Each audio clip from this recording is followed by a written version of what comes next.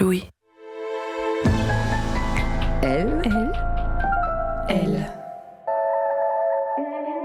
Faut que je te dise. Des vraies questions, faut que je te dise. Des vraies réponses.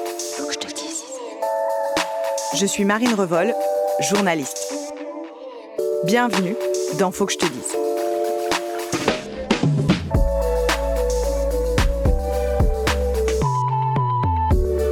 Est-ce que c'est mauvais de ne pas porter de soutien-gorge ? Depuis que le mouvement No Bras a envahi les réseaux sociaux, les soutiens-gorge tombent. Des filles s'affichent seins nus sous leur t-shirt et vous hésitez à faire pareil. Vous vous demandez, est-ce qu'on risque de voir vos tétons ? Est-ce approprié ? Mais surtout, vous avez peut-être entendu que ne pas porter de soutien-gorge, c'était mauvais pour la santé, pour vos seins et pour votre dos notamment. Et que c'était la route directe vers un corps tout relâché et des seins qui vous arrivent aux genoux. Alors on va se détendre tout de suite. Rien, mais alors absolument rien ne le prouve. Certains articles nous expliquent que le soutien-gorge, comme son nom l'indique, est indispensable pour maintenir la poitrine. D'autres, au contraire, l'accusent d'empêcher les seins de faire eux-mêmes l'effort de se maintenir droit, et donc, in fine, d'être responsables de leur relâchement. Il n'y a pas de réponse tranchée.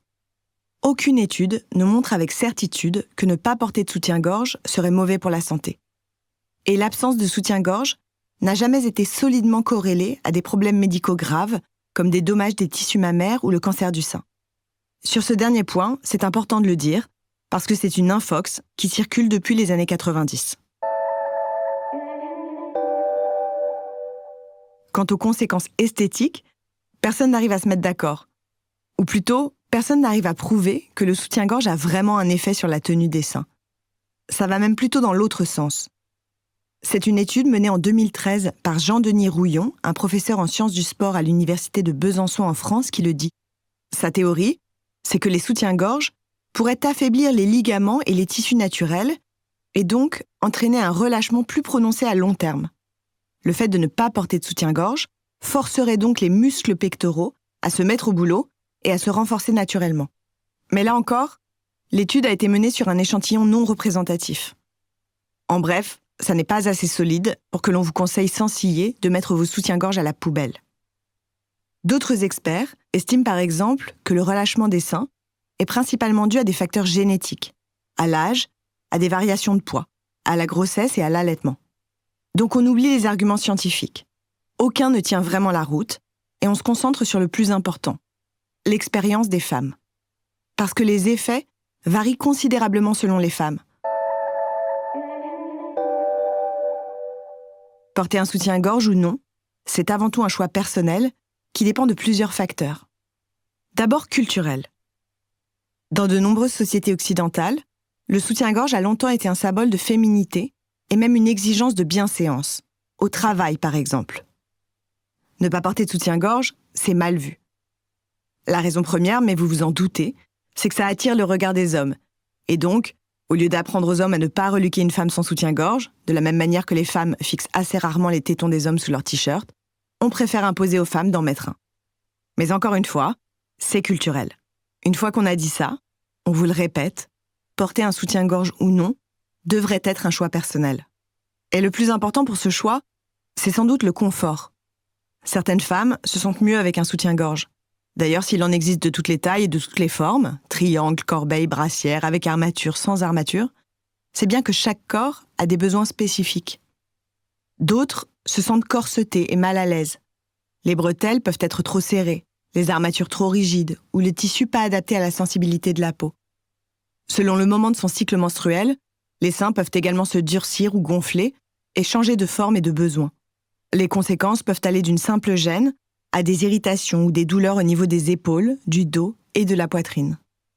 Cela dit, tout ça, c'est fortement lié à la taille et à la forme de la poitrine. Une femme avec une grosse poitrine peut se sentir plus libre dans ses vêtements sans soutien-gorge, mais il n'empêche que courir pour attraper un buste sans soutien-gorge quand on a une forte poitrine, ça n'est pas tout à fait la même affaire que quand on a des tout petits seins.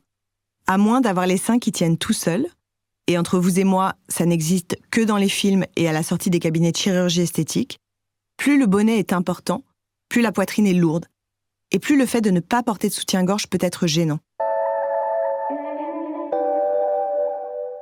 Et votre confort peut aussi inclure le regard des autres.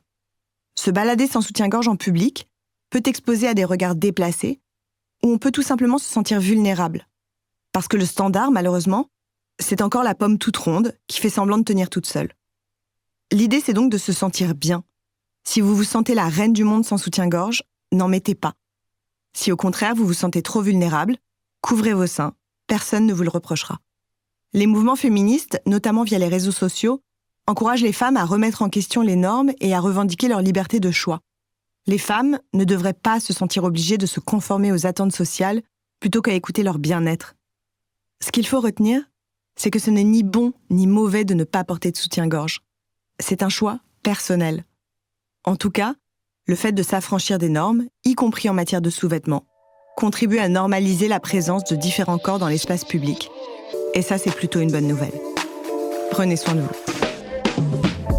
Merci d'avoir écouté Faut que je te dise, un podcast coproduit par le magazine Elle et Louis Média, avec le soutien de l'ONG Plan International et le mouvement de la French Touch.